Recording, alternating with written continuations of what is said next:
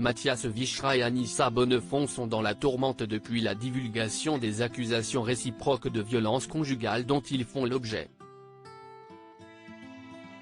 Libération a enquêté sur le couple et révèle le contexte de la dispute entre les deux personnalités.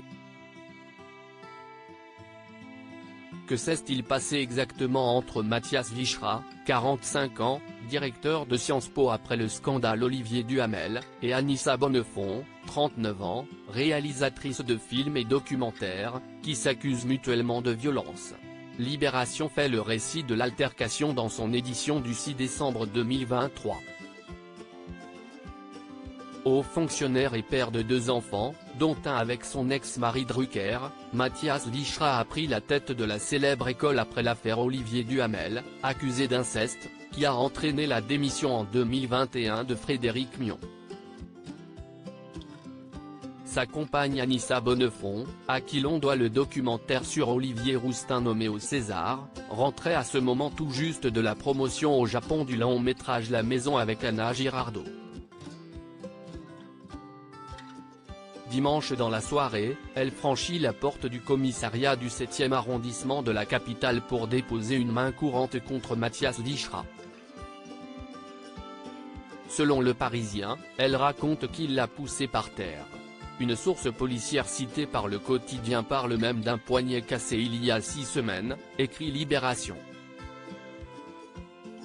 Le journal a d'ailleurs remarqué qu'elle portait une attelle noire au poignet dans ses publications sur Instagram. Peu après la main courante d'Anissa Bonnefond, Mathias Vichra vient en déposer une également, après une claque qu'elle lui aurait administrée. Chacun a ses arguments, chacun sera placé en garde à vue. Elle sera levée lundi 4 décembre après-midi, sans plainte d'un côté comme de l'autre.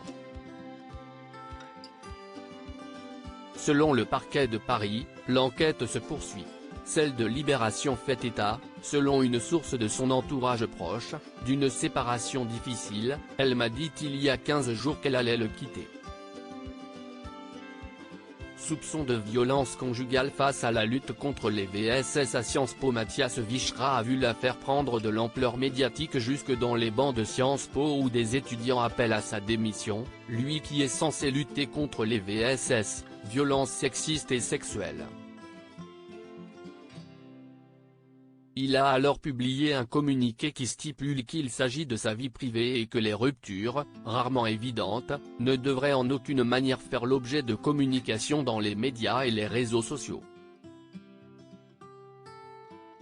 Anissa Bonnefond, contactée par Libération, a expliqué que cela relève de sa vie privée et ne regarde absolument personne.